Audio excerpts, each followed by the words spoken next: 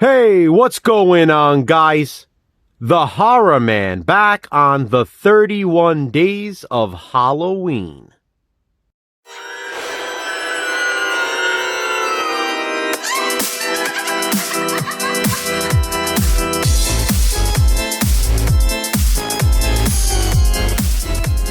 The 31 Days of Halloween is an annual tradition on my channel.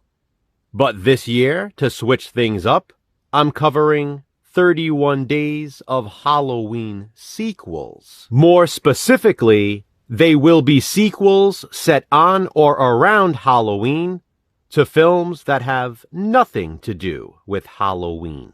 Now, obviously, that doesn't mean all 31 videos this month will be Halloween sequel reviews. That's not how I do the 31 days. But that does mean on each day I do upload a 31 days video, the movies I discuss will be Halloween sequels. Halloween sequels is just this year's theme. For example, a Night of the Demons sequel would not qualify, since the original Night of the Demons is also a Halloween movie. Of course, another example of something you won't see is a sequel to John Carpenter's Halloween, because the first film is also Halloween. I'm only discussing Halloween sequels to non-Halloween horror movies. These videos will not be traditional in-depth reviews either.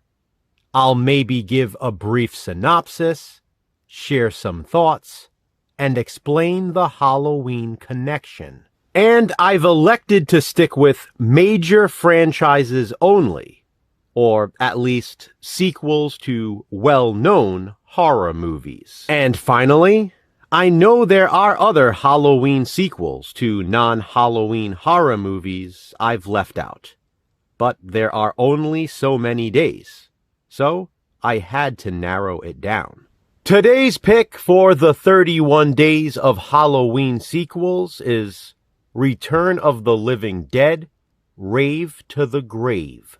Released in 2005, Rave to the Grave is the fifth film in the Return of the Living Dead franchise. That also means, as of right now, it's the final film in the series. Rave to the Grave was filmed back-to-back with Return of the Living Dead Necropolis. Both movies were made by the same writers, the same director, and star some of the same cast. The returning characters in Rave to the Grave are the survivors of Necropolis. In this one, college students invent a new drug called Z, made from trioxin. And yes, Z stands for zombie, because that's what people act like after taking the drug. Unfortunately for those on campus, it does more than just that. Z doesn't just make them act and feel like zombies,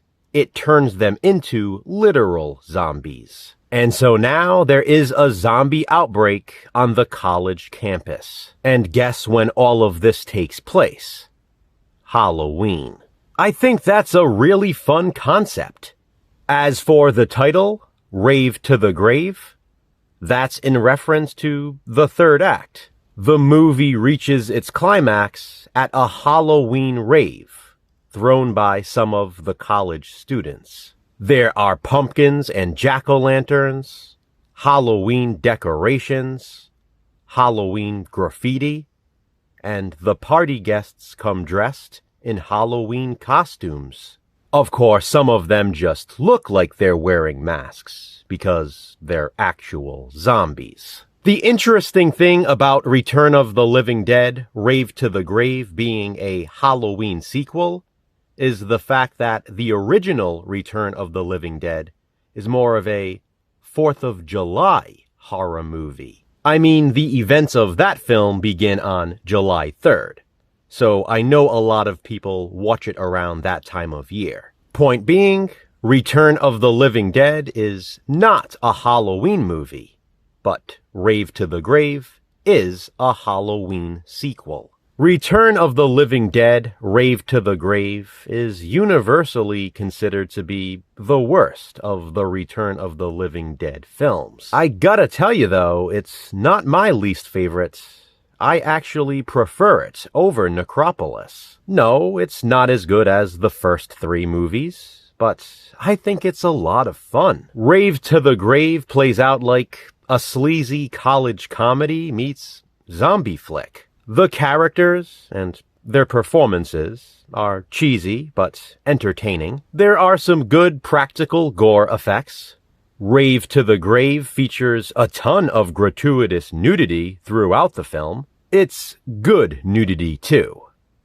The naked women in this movie are beautiful. And maybe most impressive of all is this sequel, this Halloween sequel, features the return of the iconic Tarman. Despite the low budget, he looks great. Return of the Living Dead, Rave to the Grave is another movie people seem to hate. But not me. I enjoy it. The fact that it's a Halloween sequel makes it even better, in my opinion. Have you seen it? If so, what do you think of it? Comment below and let me know. Which Halloween sequel have I saved for the big day? Check back on Halloween to find out. Until then, though, remember, physical media matters. Thanks for watching, guys. Hit that thumbs up and be kind. Subscribe.